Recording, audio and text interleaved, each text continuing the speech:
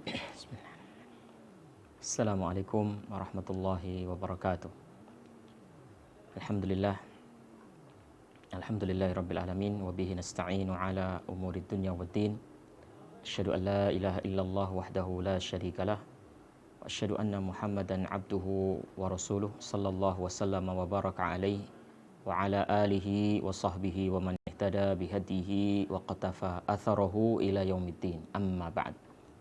Kaum muslimin dan muslimat, para ikhwah dan akhwat, para santriwan, santriwati Ma'had Al-Furqan Al-Islami yang dimuliakan oleh Allah Subhanahu wa taala. Alhamdulillah, puji dan syukur kita panjatkan kehadirat Allah Tabaraka wa taala yang telah melimpahkan nikmat, taufik dan hidayahnya kepada kita semua. Salawat dan salam semoga senantiasa tercurah kepada Nabi dan Rasul kita, imam dan panutan kita, Nabi Muhammad sallallahu alaihi wasallam, serta keluarga, para sahabat, dan orang-orang yang mengikuti ajaran beliau, menghidupkan sunnah-sunnah beliau hingga hari kiamat. Pembahasan kita bersama kitab Birrul Walidain, karya Syekh Sa'id Al-Qahtani hafizahullah ta'ala, telah sampai pada poin ke-21. Poin ke-21 dari dalil-dalil baik Quran maupun As-Sunnah yang menjelaskan tentang keutamaan birrul walidain. Baik, berkata al-muallif hafizahullah ta'ala, wa li'idhami haqqil walidaini harramallahul jannata ala man aqqahuma. Dikarenakan besarnya, agungnya hak kedua orang tua, sampai-sampai Allah Subhanahu wa taala mengharamkan.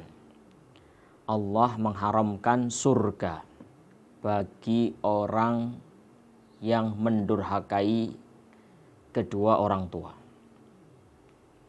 Hal ini berdasarkan hadis Abdullah ibn Umar radhiyallahu anhuma, anna Rasulullah sallallahu alaihi wasallam qala, thalathatun qad harramallahu tabaraka wa ta'ala alaihimul jannah. 3 golongan manusia yang Allah Subhanahu wa ta'ala haramkan untuk dia surga. Siapa mereka itu? Pertama, mudbinul khamr, pecandu minuman keras. Wal aqu, dan orang yang durhaka kepada kedua orang tuanya. Waddayuth alladhi yuqirru fi ahlihil khubth. Dan yang ketiga adalah ad-dayyuth, orang yang tidak cemburu, tidak sakit hati ketika kehormatan keluarganya terkoyak. Artinya dia tidak bagaimana-bagaimana. Dia tidak kenapa-kenapa ketika ada penyimpangan syariat yang dilakukan oleh keluarganya. Istrinya membuka aurat, dia tenang-tenang saja. Istrinya tabarruj, dia tenang-tenang saja. Istrinya safar tanpa mahram. Istrinya mungkin keluar berduaan dengan laki-laki lain atau anaknya. Anak perempuannya berdua berpacaran dengan pemuda. Sama sekali hatinya tidak sakit, sama sekali hatinya tidak terusik. Dia membiarkan saja penyimpangan-penyimpangan yang terjadi pada keluarganya. Ini namanya dayyuth, tidak cemburu. Tidak ada rasa sakit, tidak ada rasa terusik sedikit pun ketika terjadi penyimpangan-penyimpangan yang terdapat di dalam keluarganya. Padahal dia adalah kepala rumah tangga yang seharusnya dia tidak ridho akan semua itu.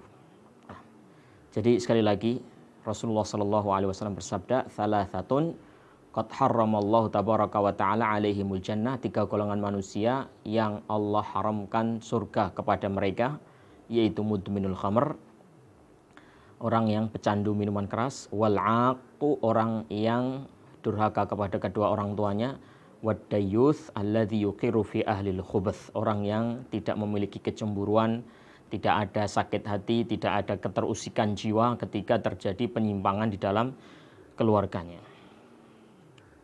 Nah, Hadis ini diriwayatkan oleh Imam Ahmad dan disahihkan oleh Syekh Al-Albani.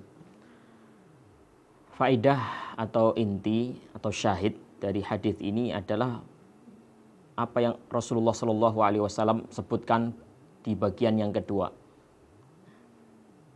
Jadi di antara orang yang tidak masuk surga, diharamkan oleh Allah masuk surga adalah orang yang durhaka kepada kedua orang tuanya. Nah, maka hendaknya anak-anak memperhatikan hal ini. Hak orang tua Anda sungguh-sungguh sangat besar.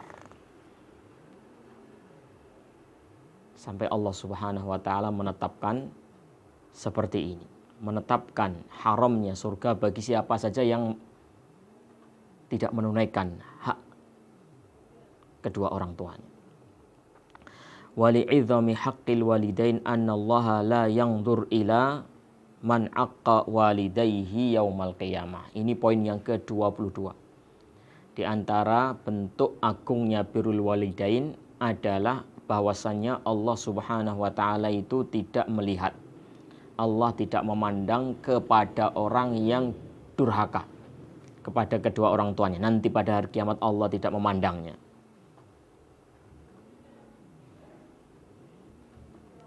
Allah Subhanahu wa taala tidak memandangnya. Di hadis Abdullah ibn Umar radhiyallahu anhuma, berdasarkan hadis Abdullah ibn Umar radhiyallahu anhuma qala Rasulullah sallallahu alaihi wasallam thalathatun la yanzurullahu ilaihim azza wa jalla yaumal qiyamah. Rasulullah bersabda, 3 golongan manusia yang Allah Subhanahu wa taala tidak memandang mereka nanti pada hari kiamat. Al-'aqu liwalidayhi. Nah, yang pertama adalah orang yang durhaka kepada kedua orang tuanya. Wal mar'ah al-mutarajjilah, wanita yang menyerupai laki-laki.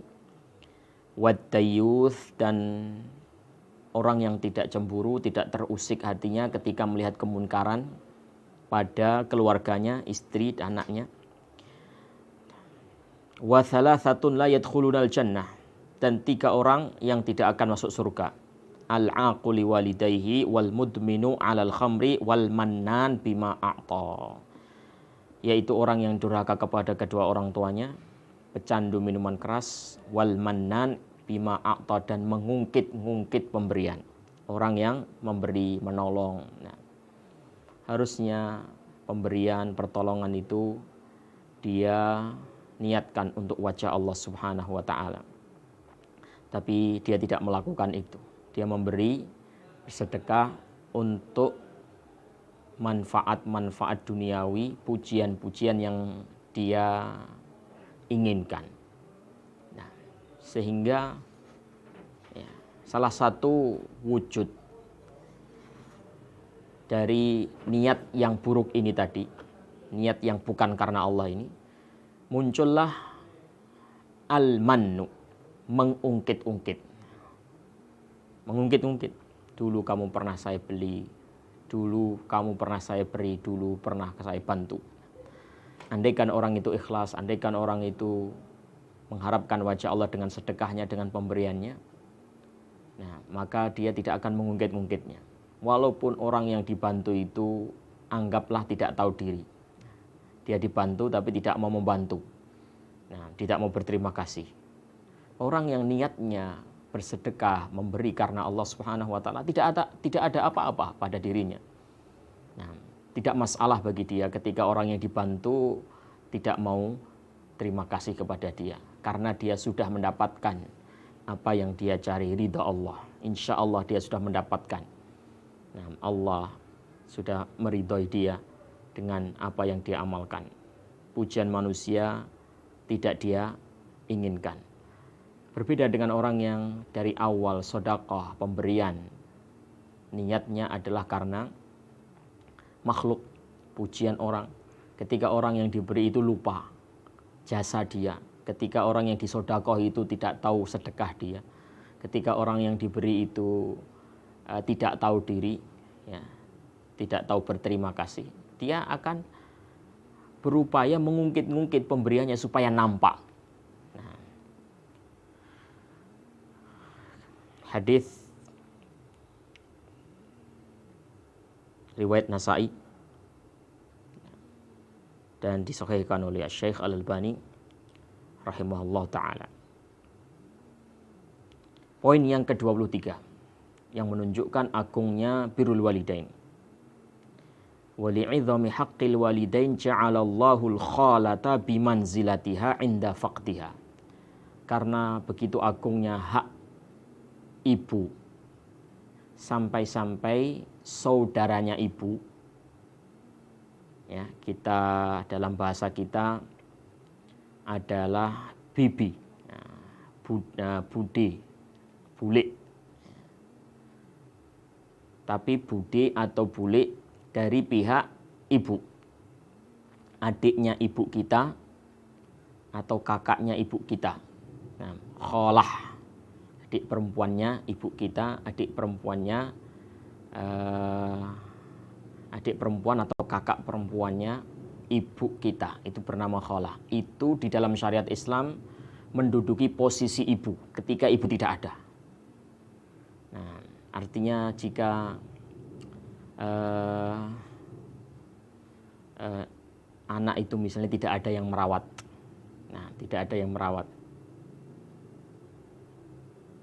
orang tuanya meninggal dunia, kemudian orang-orang yang berada di sekitar orang tuanya, kerabat-kerabat orang tuanya itu berebut anak ini, berebut kepengasuhan anak ini, pengen mengasuh anak ini, semuanya pengen.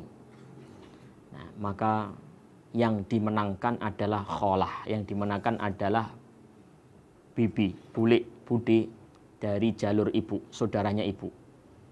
Nah, tidaklah dia dimenangkan kecuali karena hubungan dekatnya dengan ibu, ya, kekerabatan dia yang sangat dekat dengan ibu, sampai seperti itu.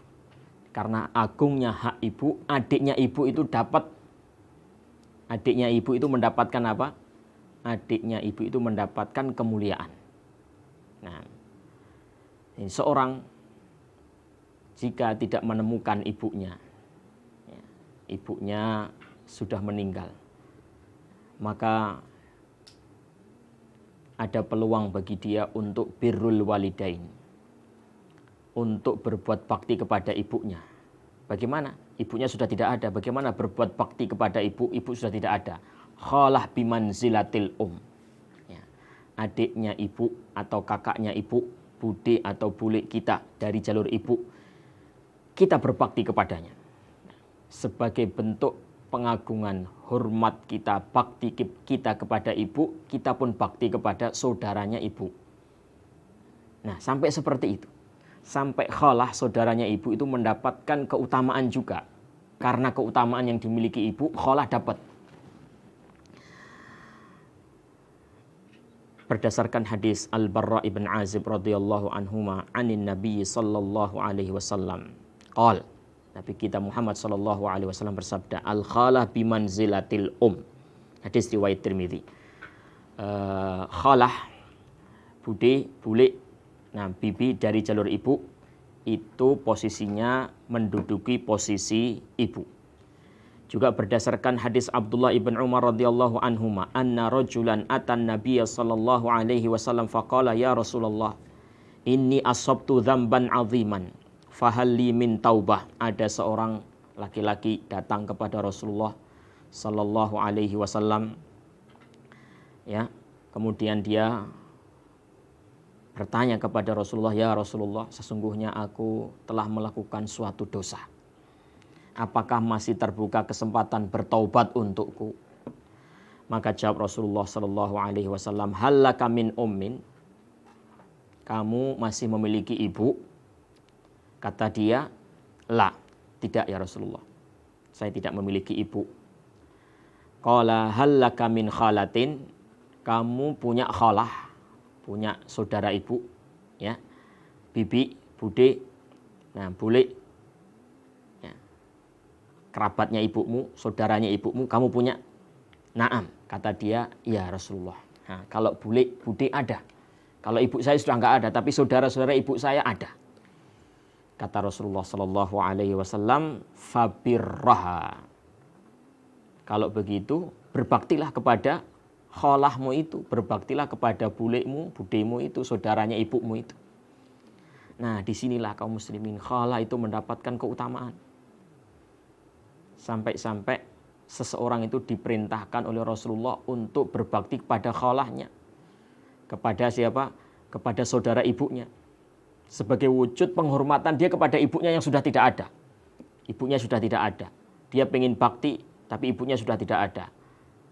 Maka sebagai ganti, ya, bakti yang sudah tidak bisa dikerjakan itu, kholahlah yang menduduki posisi ibu.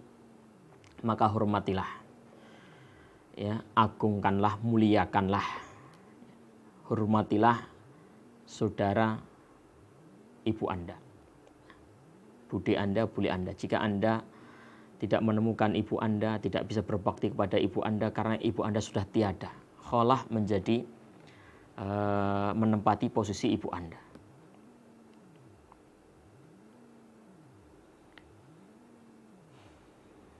Baik, itu tadi kaum muslimin dan muslimat yang dimuliakan Allah Subhanahu wa taala. Ada 23 poin yang dibawakan oleh al-muallif tentang dalil-dalil dari Quran maupun As-Sunnah yang menunjukkan keutamaan birrul walidain. Sudah kita baca semuanya dari poin yang pertama hingga poin yang terakhir 23 ini. Nah, semoga kita dimudahkan oleh Allah Subhanahu wa taala untuk mengingat-ingat keutamaan-keutamaan ini sehingga bisa menjadi motivasi bagi kita semuanya untuk senantiasa berbakti kepada kedua orang tua kita, bapak dan ibu kita. Berikutnya, bab yang dibawakan oleh muallif adalah anwa'ul birri allati yusalu bihal walidani ba'da mautihima. Perkara-perkara yang bisa dilakukan terhadap kedua orang tua ketika orang tua itu sudah meninggal dunia. Perbuatan-perbuatan baik apa saja, perbuatan-perbuatan bakti apa saja yang bisa dilakukan oleh anak ketika orang tua sudah tidak ada, sudah meninggal dunia. Banyak sekali. Alhamdulillah banyak sekali perbuatan-perbuatan baik, bentuk-bentuk bakti yang masih bisa dilakukan oleh anak tatkala anak itu sudah tidak bisa menjumpai orang tuanya di permukaan bumi ini. Orang tuanya sudah berada dalam perut bumi. Alhamdulillah Allah masih memberikan kesempatan kepada sang anak untuk bisa menyambung orang tuanya, untuk bisa tetap berbakti kepada kedua orang tuanya. Apa saja?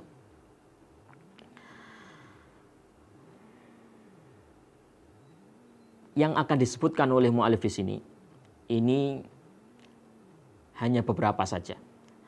Walakin katsiratun mutanawwi'ah walakin minha ala sabilil mithal ma ya'ti. Banyak sekali sebenarnya, tapi yang akan disebutkan di sini hanya beberapa poin yang terpenting. Nah, yang pertama, al-istighfar lahuma, memintakan ampun untuk kedua orang tua. Ampunan itu sesuatu yang paling diharapkan oleh manusia.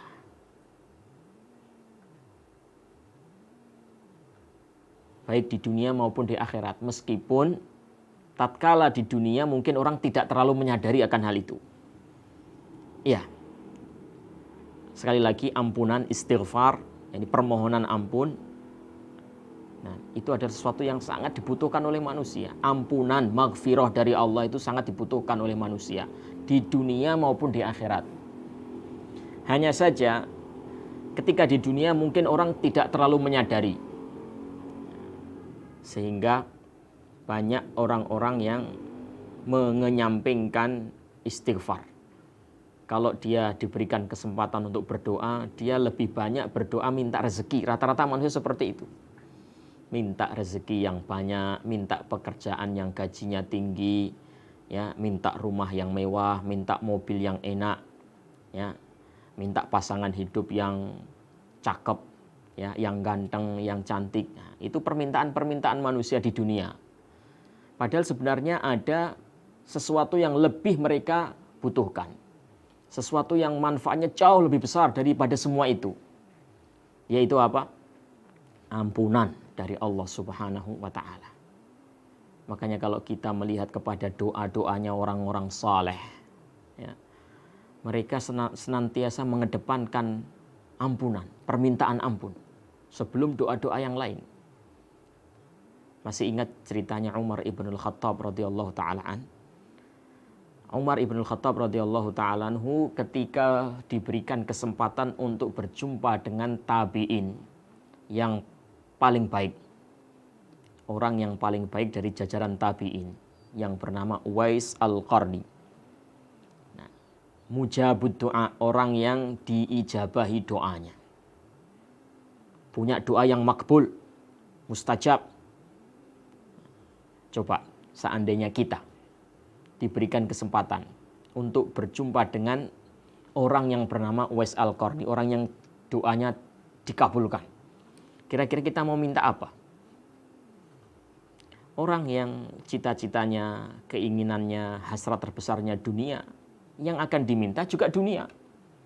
Mintakan saya kepada Allah mobil yang bagus, mintakan kepada Allah rumah yang mewah, mintakan kepada Allah supaya saya dapat pekerjaan yang gajinya tinggi. Nah, ya, itulah manusia. Permintaan dia, ya, sebanding dengan cita-cita dia. Kalau cita-citanya tinggi, yang diminta sesuatu yang tinggi. Kalau cita-citanya rendah, hasratnya hanya sebatas dunia saja, yang diminta dalam doa-doanya ya sebatas dunia saja. Nah, ingatlah Umar ibn Khattab radhiyallahu ta'ala anhu, suri teladan kita, Khulafa'ur Rasyidin, salah satu dari Khulafa'ur Rasyidin, sahabat yang dijamin masuk surga. Nah, apa yang diminta? Minta rumah mewah, minta kendaraan yang bagus, nah, minta istri yang cantik? Tidak.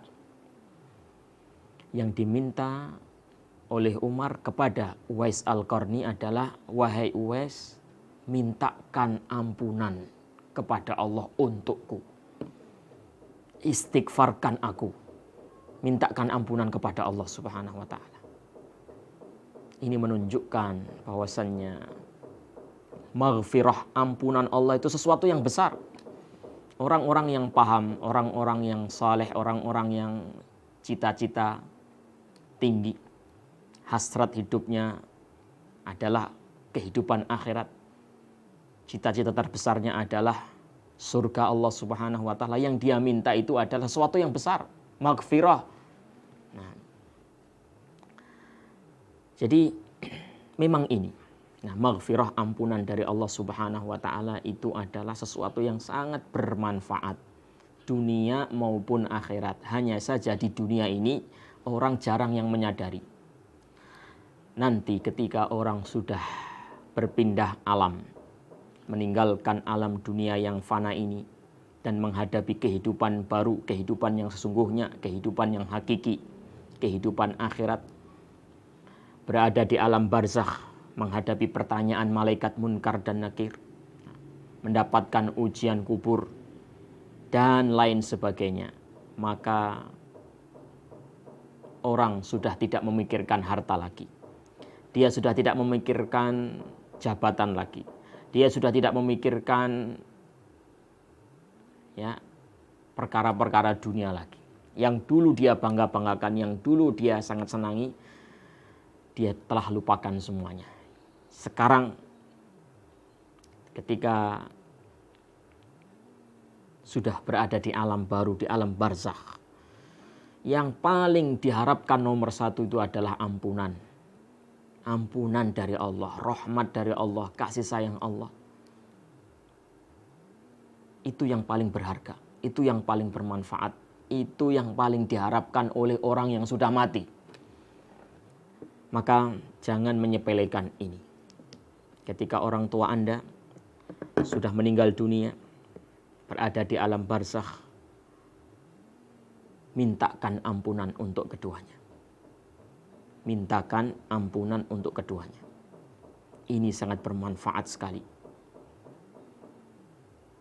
Jangan menyepelekan ini. Sebagian orang mungkin cuma ampunan, ya, cuma berdoa. Jangan remehkan doa. Jangan sandingkan kata doa itu dengan kata hanya doa. Jangan. Jangan sandingkan kalimat istighfar dengan kata hanya. Bukan hanya. Sesuatu yang sangat agung istighfar ini. Liqaulillahi ta'ala dzakiran du'a Ibrahim. Hal ini berdasarkan firman Allah Subhanahu wa taala tatkala menyebutkan tentang doanya Nabi Ibrahim. Rabbi ja'alni muqimas salati wa min dzurriyyati rabbana wa taqabbal du'a rabbana ighfirli wa liwalidayya wa lil mu'minina yauma yaqumul hisab. Ya Allah, jadikanlah diriku orang yang senantiasa menegakkan salat, demikian juga anak keturunanku. Ya Allah, terimalah doaku. Ya Allah, Rabbku, ampuni aku dan kedua orang tuaku. Dan juga kaum mukminin pada yaumul hisab nanti. Doanya Nabi Ibrahim alaihissalam memintakan ampunan untuk orang tuanya.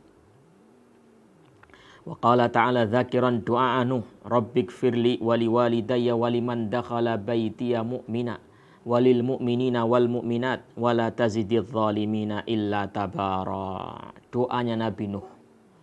Ya Allah, ampunilah aku dan kedua orang tuaku dan siapa saja yang masuk ke dalam rumahku dalam keadaan mukmin.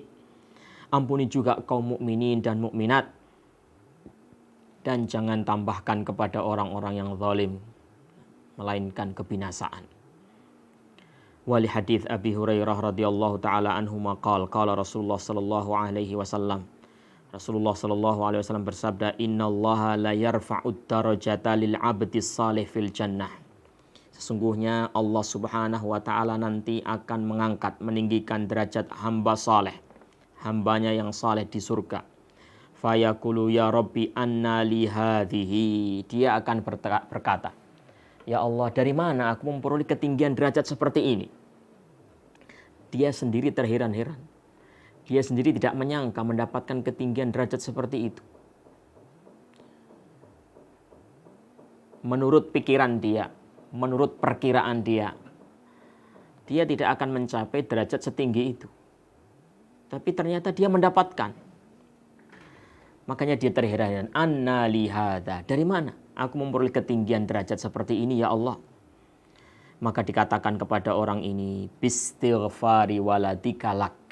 Dengan istighfar, permohonan ampun yang dipanjatkan oleh anakmu untukmu.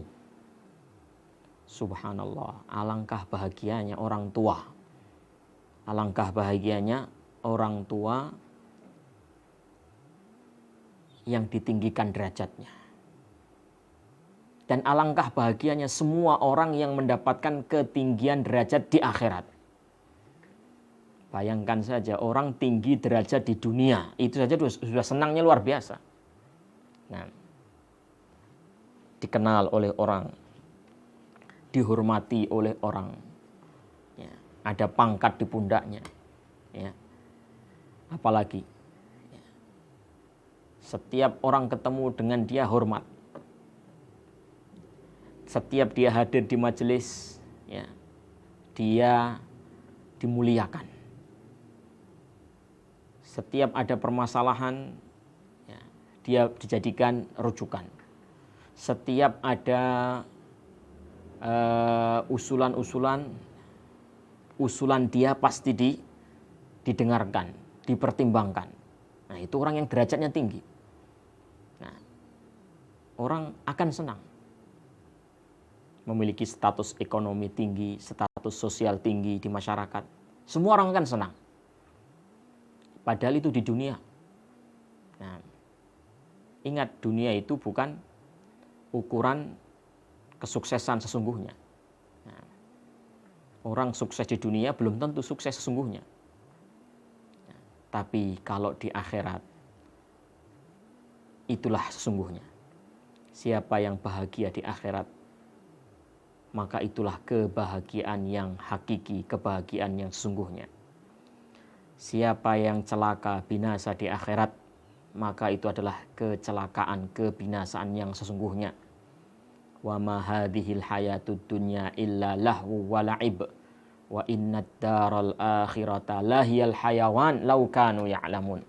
Dunia ini tidak lain hanyalah senda gurau dan permainan belaka, sementara akhirat itulah kehidupan yang sesungguhnya, andai saja mereka mengetahui. Jadi siapa yang sengsara di akhirat, sengsara sesungguhnya. Siapa yang bahagia di akhirat, bahagia sesungguhnya. Siapa yang derajatnya tinggi di akhirat, itulah ketinggian derajat yang sesungguhnya. Kalau Anda ingin orang tua Anda mendapatkan kemuliaan ini, Anda bisa lakukan sekarang. Rajin-rajinlah beristighfar untuk diri Anda dan orang tua Anda. Jangan lupa menyelipkan nama orang tua Anda dalam doa-doa Anda. Ya Allah, ampunilah bapakku, ampunilah ibuku. Nah, kalau Anda tidak bisa menggunakan bahasa Arab, tidak mengapa, pakai bahasa Indonesia sesuai dengan bahasa yang Anda fahami. Ya Allah, ampuni ibuku, ampuni bapakku. Sayangilah ya Allah, rahmatilah keduanya sebagaimana mereka menyayangi, merawatku ketika aku masih kecil. Semakin Anda banyak memanjatkan istighfar, memintakan ampun untuk orang tua Anda, maka orang tua Anda akan semakin terangkat derajatnya. Mungkin Anda tidak bisa memberikan banyak pemberian kepada orang tua Anda di dunia, tapi dengan istighfar, dengan memintakan ampunan kepada Allah Subhanahu wa Ta'ala, Anda bisa memberikan kemuliaan, memberikan derajat yang tinggi kepada kedua orang tua Anda disebabkan istighfar-istighfar tersebut. Maka jangan sampai Anda melupakan istighfar ini.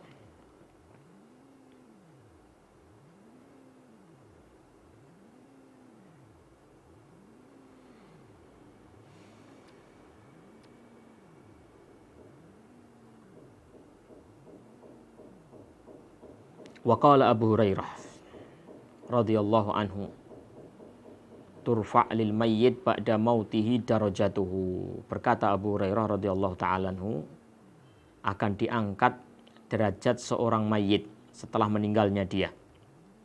Fayaqulu ay rabb ayu syai'in hadhihi. Mayit ini berkata, ya Allah, ya Rabb, apa ini? Dia tidak faham. Di luar dugaan dia. Dia mendapatkan derajat tinggi. Fayuqal waladuka yastaghfirulaka.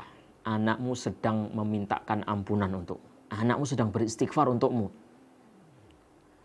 Jadi istighfar yang dilakukan oleh anak untuk orang tuanya memberikan pengaruh yang sedemikian besar kepada orang tua.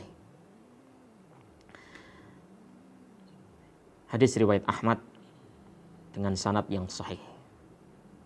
Yang kedua, bakti yang bisa diperbuat oleh anak kepada kedua orang tuanya tatkala orang tua sudah meninggal dunia adalah ad-du'a lahuma, berdoa untuk kebaikan kedua orang tua. Apa bedanya dengan yang pertama? Pertama adalah istighfar, memintakan ampun. Adapun yang kedua, doa kebaikan. Nah, ini lebih umum berarti. Ya. Jadi kalau yang pertama tadi doa secara khusus, memintakan ampunan. Kalau ini doa secara umum, doa kebaikan, diberikan rahmat, ya, doa meminta rahmat, doa meminta keluasan kuburan, doa meminta supaya diberikan nikmat kubur, doa supaya ditambah derajatnya, doa supaya ya dimudahkan segala urusannya pada hari kiamat. Nah, berdasarkan hadis Abu Hurairah radhiyallahu taala anhu, anna Rasulullah sallallahu alaihi wasallam qala, idza matal insanu in qata'a amaluhu illa min thalathatin. Kalau orang sudah meninggal dunia, maka terputuslah semua amalnya. Iya. Orang kalau sudah meninggal dunia terputus amalnya. Artinya dia sudah tidak bisa mencetak pahala lagi. Dia sudah tidak bisa mencetak prestasi lagi. Sudah tidak bisa beramal lagi. Dia sudah tidak sholat lagi. Dia sudah tidak puasa lagi. Dia sudah tidak membaca Al-Quran lagi. Dia sudah tidak mengamalkan amal-amal soleh lagi. Sudah. Kesempatan untuk beramal soleh sudah selesai. Dengan berpisahnya nyawa dari badan dia itu sudah, kesempatan untuk beramal sudah berhenti. Itu yang dimaksud in qata'a amaluhu. Tapi ada 3 perkara yang dikecualikan. Nah, maksudnya tetap mengalir. Terputus semua amal, tapi ada 3 yang terus mengalir. Artinya Anda ibarat orang dagang begitu, sudah tidak berdagang, sudah tidak kerja, tapi pemasukan masih ada. Sudah tidak bekerja, tapi masih ada pemasukan. Nah, apa? Yang pertama adalah illa min sadaqatin jariyah, sedekah jariyah, sedekah yang mengalir. Sedekah yang mengalir. Apa maksudnya sedekah yang mengalir? Para ulama banyak menafsirkan sedekah jariyah itu adalah wakaf. Harta yang disedekahkan dan tidak habis. Terus utuh wujudnya. Nah, atau ada wujudnya untuk waktu yang sangat lama. Ketika orang sudah meninggal dunia, ketika orang sudah meninggal dunia, manfaat dari benda yang dulu dia sedekahkan itu masih terus diambil, dimanfaatkan oleh kaum muslimin. Mewakafkan tanah, ya, lahan untuk pertanian misalnya, kemudian hasil pertaniannya untuk dibagi-bagikan kepada kaum fuqara wal masakin. Setiap panennya, ya, hasil panennya dibagi-bagikan kepada fuqara wal masakin. Atau mewakafkan lahan untuk dibangun masjid, atau membangun bangunan masjid, atau pondok pesantren, atau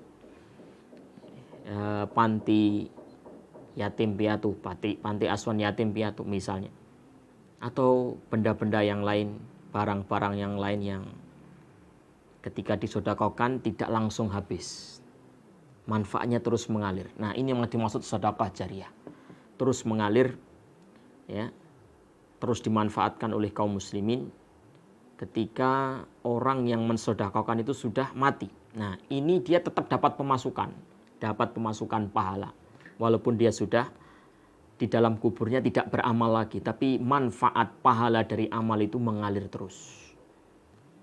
Sedekah jariyah.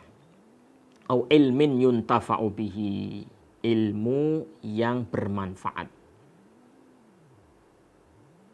Ilmu yang bermanfaat. Maka ini adalah suatu kabar gembira kepada orang-orang yang menyibukkan dirinya dengan mengajarkan ilmu.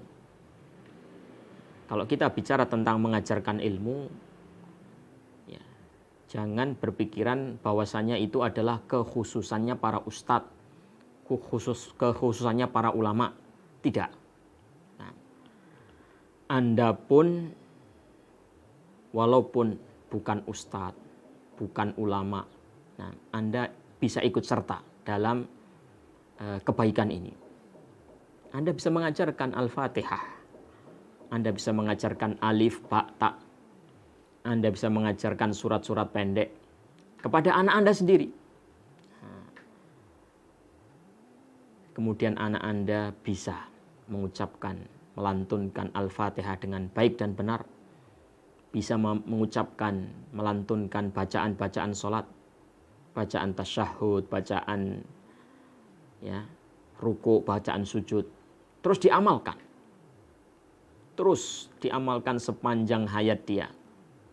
Anda sudah meninggal dunia, anak Anda tetap sholat, memakai ilmu yang dulu pernah Anda ajarkan itu, maka pahalanya terus mengalir kepada Anda.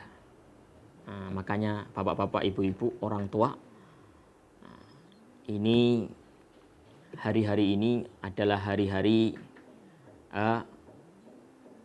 anak-anak diliburkan ya, dalam rangka upaya pencegahan penyebaran virus corona.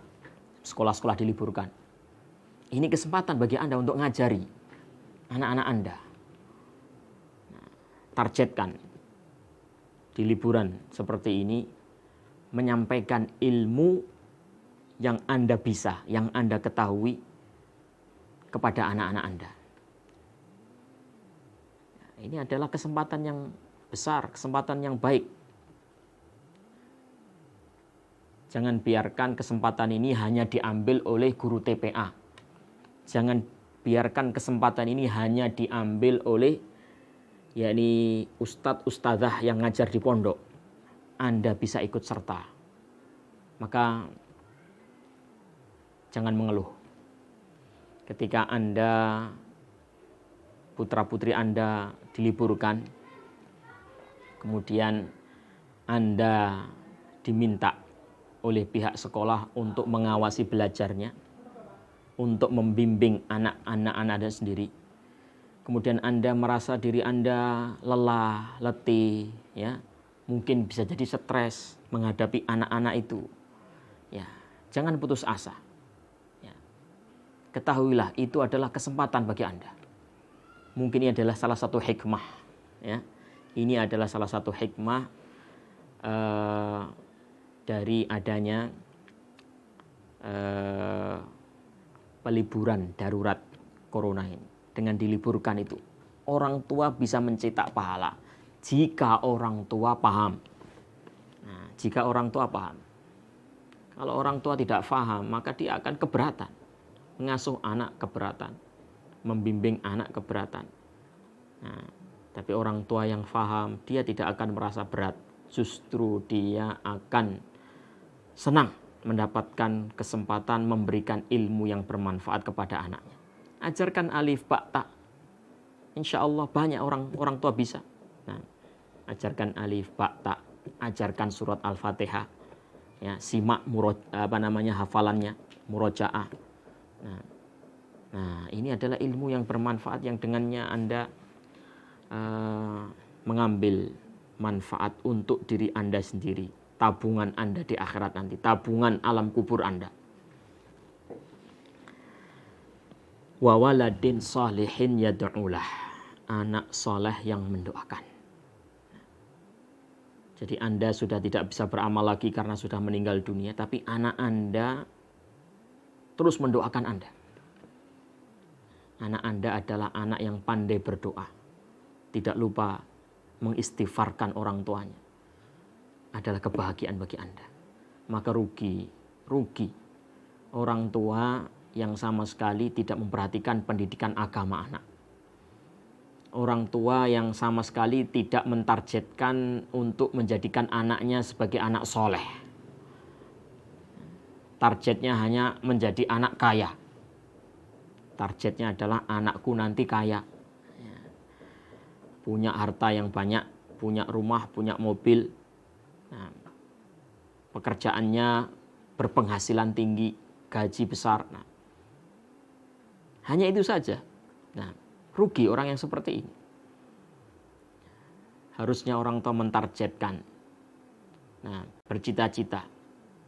Pertama kali cita-cita dia adalah menjadikan anak-anaknya sebagai anak-anak yang soleh. Karena itu yang bermanfaat. Waladin solihin yad'ulah, anak soleh yang mendoakan kebaikan untuknya. Nah, anak yang soleh itu yang bisa menjadi aset bagi Anda ketika Anda sudah tidak bisa beramal lagi. Ketika kesempatan beramal sudah dihentikan. Ketika hayat sudah tidak dikandung badan lagi. Ketika mengukir prestasi sudah tidak bisa dilakukan lagi. Waladin salihin yad'ulah, anak saleh yang mendoakan bisa membantu memberikan pemasukan pahala bagi Anda.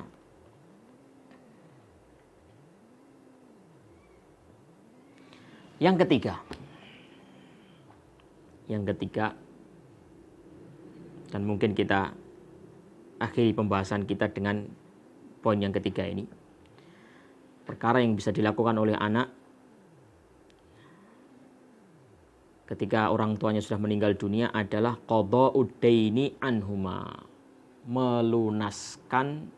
melunasi hutang-hutang orang tuanya.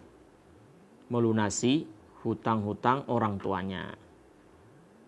Iya. Ini kesempatan bagi anak untuk berbakti kepada kedua orang tuanya. Orang tuanya sudah meninggal dan masih punya hutang. Bisa jadi hutang yang dilakukan oleh orang tua itu untuk menafkahi anaknya. Nah, untuk menafkahi anaknya. Atau untuk keperluan-keperluan yang lain. Ala kulli hal, apapun hutang itu, seorang anak hendaknya bersemangat untuk melunasi hutang-hutang orang tuanya jika memang dia mampu untuk melakukan hal itu. Jika dia diberikan kelapangan rezeki oleh Allah Subhanahu wa taala, jangan pelit, jangan bakhil dengan harta. Orang tua Anda meninggal dunia dan masih punya hutang, lunasi hutang-hutang tersebut. Tidakkah Anda berpikir bagaimana kalau orang tua Anda terjerat nanti pada hari kiamat? Terjerat untuk masuk surga, tertahan nyawanya untuk bisa masuk surga karena hutang-hutangnya. Tentunya orang akan bersedih. Semua orang akan bersedih jika dia harus terjerat. Nah, harusnya dia masuk surga tapi tidak bisa masuk surga dikarenakan hutang-hutang yang masih menjadi tanggung jawab dia yang belum dia lunasi. Kalau anak faham ini dan dia cinta kepada kedua orang tuanya, dia tidak akan bakhil. Selagi dia punya uang, dia akan lunasi. Nah, dia akan lunasi.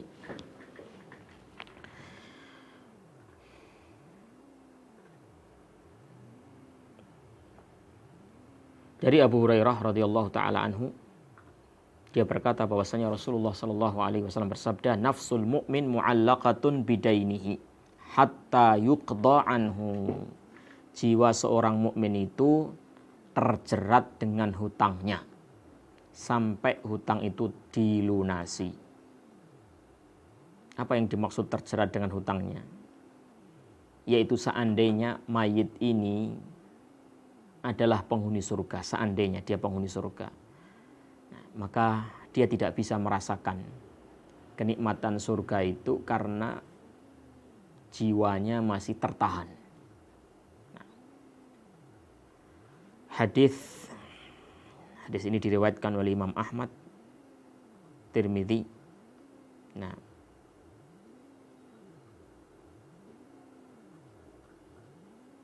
dan disahihkan oleh Syekh Al-Albani dalam Sahih At-Tirmidzi. Wali hadis Abdullah ibn Umar radhiyallahu anhuma anna Rasulullah sallallahu alaihi wasallam qala. Juga berdasarkan hadis Abdullah ibn Umar radhiyallahu anhuma bahwasanya Rasulullah sallallahu alaihi wasallam bersabda, "Yughfaru lisyahidi kullu syai' illa dain." Akan diampuni bagi orang yang mati syahid. Semua dosa-dosanya akan diampuni. Semua tanggungan-tanggungannya akan dibebaskan. Illa dain, kecuali satu, yaitu apa? Ad-dain, hutang. Bayangkan, orang mati syahid, mati dalam keadaan yang sangat mulia. Tapi kemuliaan berstatus syahid belum bisa menggugurkan hutang. Jadi orang mati dalam keadaan baik sekalipun, kalau dia masih punya hutang, nggak bisa gugur hutang itu. Nah, bayangkan, itu orang yang mati syahid. tapi dia masih punya hutang, maka belum terbebaskan. Apalagi yang mati tidak syahid. Nah, apalagi mati yang su'ul khatimah.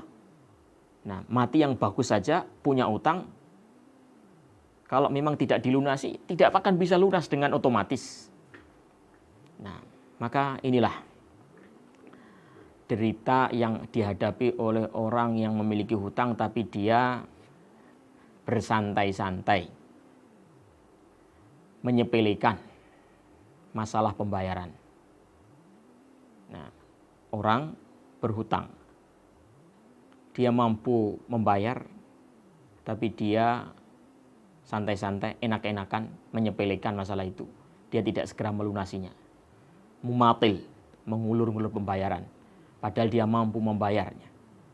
Maka orang semacam ini terancam di akhirat dengan nasib yang sangat mengenaskan seperti ini. Bayangkan, orang yang mati syahid sekalipun tidak bisa tergugurkan hutangnya dengan kesyahidannya itu. Apalagi yang tidak mati syahid. Nah, maka hendaknya ini diperhatikan oleh siapa saja yang punya utang. Jangan sampai menganggap remeh masalah hutang piutang.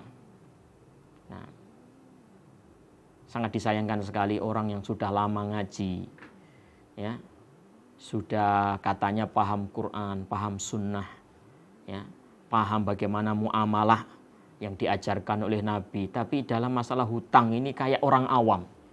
Bahkan mungkin ada yang lebih parah lagi, nah, menggampangkan masalah utang. Nah, ketika mau utang, memelas, tiba waktunya melunasi, malas. Tidak seperti ini seharusnya orang. Sekali lagi, orang yang berhutang hendaknya waspada, hendaknya berhati-hati. Jangan sampai dia mengulur-ngulurnya karena tidak tahu kapan ajal akan tiba. Kita tidak tahu ajal kita kapan akan menjemput kita. Kita tidak tahu apakah ajal itu menjemput kita setelah kita melunasi hutang atau sebelum kita melunasi hutang. Tidak ada yang tahu. Maka selagi Anda diberikan kesempatan hidup, selagi Anda diberikan umur oleh Allah Subhanahu wa Ta'ala dan Anda memiliki kemampuan untuk bayar hutang, segera lunasi hutang-hutang Anda. Jangan sampai nasib Anda di akhirat mengenaskan, terjerat, nah, dijerat oleh hutang-hutang Anda. Dan hendaknya anak yang ditinggal mati orang tuanya bersemangat untuk membebaskan jeratan yang sedang menjerat orang tuanya. Orang tuanya di dunia punya utang banyak, tidak bisa melunasinya. Nah, mati, meninggal dunia, terjerat, bebaskan jeratan. Bebaskan jeratan orang tua Anda ini. Dengan cara apa? Anda lunasi hutang-hutangnya. Nah, insya Allah kerja keras Anda untuk melunasi hutang-hutang orang tua Anda, pahala yang besar bagi Anda, surga bagi Anda insya Allah ta'ala. Demikian yang bisa kita bahas kaum muslimin dan muslimat yang dimuliakan Allah Subhanahu wa ta'ala. Semoga menjadi ilmu yang bermanfaat. Kita jawab pertanyaan-pertanyaan yang masuk semampu kita.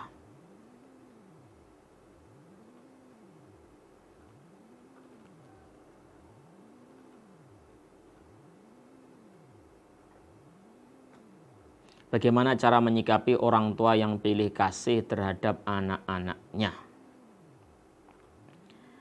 Kita sudah sebutkan bahwasannya orang tua itu andai kata melakukan pelanggaran hak siapapun yang dilanggar, namanya anak tetap tidak punya alasan untuk meninggalkan birrul walidain. Sekali lagi saya ulangi. Orang tua itu seandainya melakukan pelanggaran hak siapapun yang dilanggar, tetap anak itu berbakti kepada kedua orang tuanya. Tidak ada alasan untuk meninggalkan birrul walidain. Oh, orang tua saya nggak adil terhadap saya. Nah, Kakak saya dikasih banyak, saya dikasih sedikit. Orang tua macam apa nih? Saya nggak bisa berbakti sama orang tua seperti itu. Dia durhaka kepada saya. Nah, maka sebagai balasannya biarlah saya durhaka kepadanya. Tidak bisa, tidak ada alasan seperti ini. Nah, apa dalilnya? Firman Allah Subhanahu wa taala, "Wa in jahadaka ala an tusyrika bi ma laisa laka bihi ilmun fala tuti'huma wa sahibhuma fid dunya ma'rufa." Andai saja kedua orang tuamu memaksamu untuk berbuat syirik. Berbuat syirik. Sesuatu yang tidak kamu memiliki pengetahuan terhadapnya. Jangan taati kedua orang tua tersebut. Wa sahibhuma, dan tetap pergauli dengan pergaulan yang ma'ruf. Perhatikan ini. Orang tua apabila melanggar hak yang paling besar, haknya Allah, hak untuk ditauhidkan, hak untuk ditunggalkan, hak untuk diesakan, itu adalah hak terbesar. Haknya Allah itu adalah hak terbesar. Dilanggar oleh orang tua. Apa kata Allah? Wasahibhuma fid dunya ma'rufa. Tetap kamu pergauli dia dengan baik. Nah, kalau ada orang tua tidak adil kepada anaknya, anak yang pertama dikasih banyak, anak yang kedua dikasih sedikit, maka iya dia melanggar hak anaknya, tapi itu masih lebih ringan dibandingkan orang tua yang menyuruh anaknya, memaksa anaknya berbuat syirik. Yang menyuruh anaknya berbuat syirik saja masih diperintahkan untuk kita taati. Kita pergauli dengan baik. Apalagi kalau yang dilanggar adalah hak yang lebih rendah daripada itu. Nah, ini yang pertama. Jadi yang pertama, anak itu tetap berbakti. Walaupun dia dizalimi oleh orang tuanya, tetaplah dia berbakti kepada orang tuanya. Namun orang tua semacam ini adalah orang tua yang kita kasihan kepadanya. Orang tua kalau pilih kasih kepada salah satu anaknya, memberi kepada salah satu anak yang paling dicintai dengan pemberian yang banyak, sementara yang lain diberikan sedikit. Nah, ini orang tua ini sebenarnya salah. Dan namanya orang salah ya perlu dikasihani. Nah, orang tua ini melanggar. Kata Rasulullah Sallallahu Alaihi Wasallam, ittaqullaha wa'dilu baina auladikum. Bertakwalah kamu kepada Allah dan adillah kamu terhadap anak-anakmu. Aturidu an yakuna auladuka ilaika fil birri sawa. Nah, kata Rasulullah kepada Bashir, bapaknya sahabat Nu'man ibn Bashir. Ketika waktu itu Bashir itu ingin memberikan suatu pemberian khusus kepada anaknya yang bernama Nu'man. Anak-anak yang lain tidak dikasih. Rasulullah tahu akan hal ini, maka Rasulullah bersabda kepada Bashir, nah, apakah kamu menginginkan semua anak-anakmu itu berbakti dengan bakti yang sama kepadamu? Jawabnya, iya. Saya pengen anak-anak saya semuanya bakti kepada saya. Kalau kata Rasulullah Sallallahu Alaihi Wasallam, fala taf'al idzan. Kalau kamu pengen semua anakmu semuanya bakti dengan bakti yang sama kepadamu, jangan lakukan ini kalau begitu. Jangan memberikan pemberian yang lebih kepada salah satu anakmu. Berarti ini adalah pelanggaran, ya. Orang tua memberi tidak adil kepada anak-anaknya itu adalah suatu pelanggaran. Orang tua semacam ini adalah orang tua yang perlu dikasihani. Maka sebagai anak, hendaknya anak itu berusaha membebaskan orang tuanya, menyelamatkan orang tuanya dari posisi yang membahayakan ini. Sampaikan nasihat dengan cara yang baik. Boleh menasihati orang tua, asalkan caranya, kata-kata yang indah, kata-kata yang lembut, tidak bernada menggurui. Nah, kalau Anda tidak bisa memberikan nasihat, mungkin Anda bisa titipkan kepada orang lain. Nah, tayyib.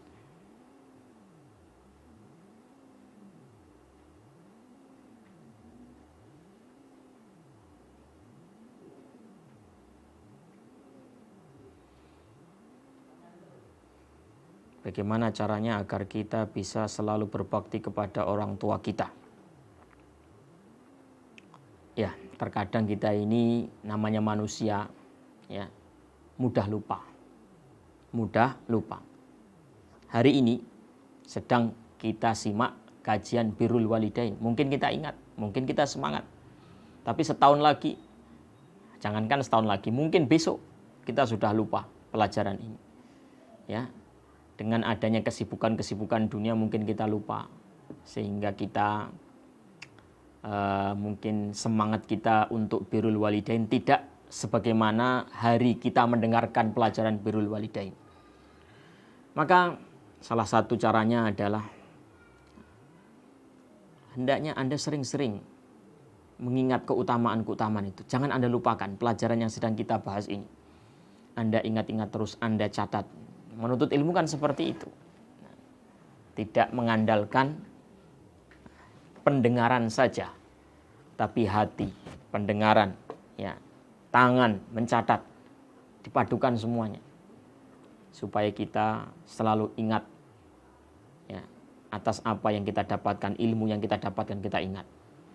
Yang kedua, seorang berbuat apa saja, berbuat amal soleh itu tidak akan mungkin kecuali dengan pertolongan Allah. Apapun itu, tanpa pertolongan Allah, tanpa taufik dan hidayah dari Allah Subhanahu wa Ta'ala, mustahil orang bisa beramal soleh. Termasuk birrul walidain, tidak mungkin orang bisa birrul walidain kalau bukan dengan taufik hidayah dari Allah Tabaraka wa Ta'ala. Maka rajin-rajinlah Anda berdoa, nah, supaya Allah memberikan kemudahan bagi Anda untuk birrul walidain. Makanya doa yang diajarkan, doa yang dipanjatkan oleh Mu'adz ibn Jabal radhiyallahu taala anhu, yang itu membuat takjub Rasulullah sallallahu alaihi wasallam, adalah Allahumma a'inni ala dzikrika wa syukrika wa husni ibadatik. Ya Allah, bantulah, tolonglah aku untuk mengingatmu, untuk syukur kepadamu, untuk memperbagus ibadahku kepadamu. Jadi kita bergerak bukan dengan semata-mata kekuatan kita, tapi dengan taufik dan hidayah dari Allah Tabaraka wa Ta'ala.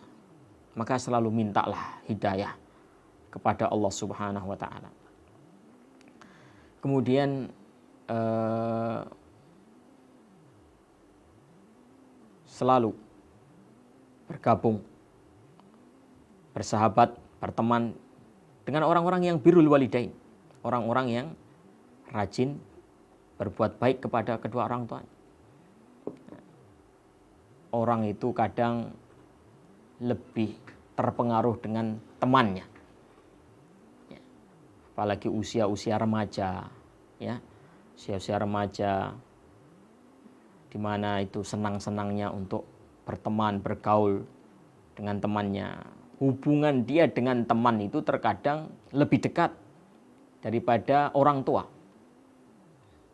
Orang kalau sudah pisah dengan orang tuanya, tidak serumah lagi dengan orang tuanya, entah itu mondok, entah itu kuliah di luar kota, entah itu sudah berumah tangga, nah, sudah sedikit agak ada jarak dengan orang tuanya. Yang dekat siapa? Justru temannya, teman kerjanya, sahabatnya, tetangganya. Orang tuanya mungkin malah jauh. Nah, terkadang orang itu lebih mendengar ucapan temannya daripada orang tuanya. Nah, ini kalau temannya tidak baik, nah, akan membawa orang ini untuk durhaka kepada orang tuanya. Temannya tidak baik. Temannya adalah tipe-tipe teman yang biasa durhaka kepada orang tuanya. Sementara dia lebih banyak bergaul dengan temannya ini. Maka temannya itu mungkin akan membuat dia atau mempengaruhi diri dia untuk tidak baik juga kepada kedua orang tuanya.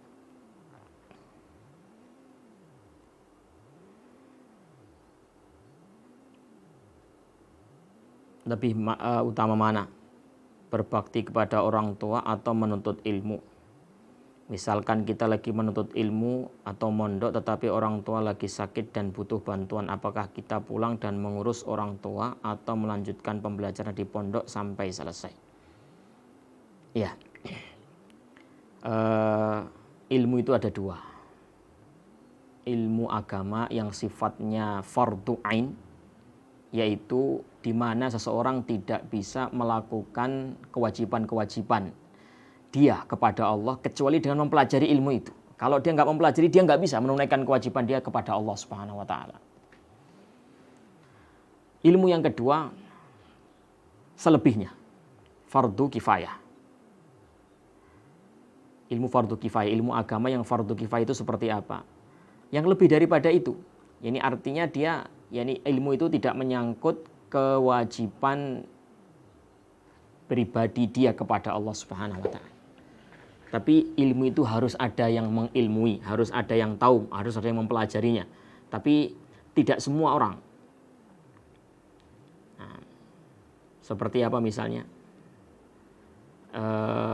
Ilmu tafsir yang sifatnya mendetail, ilmu akidah yang sifatnya mendetail, nah, ilmu rincian fikih yang mendetail, nah, ilmu faraid misalnya, menghafal Al-Quran secara keseluruhan.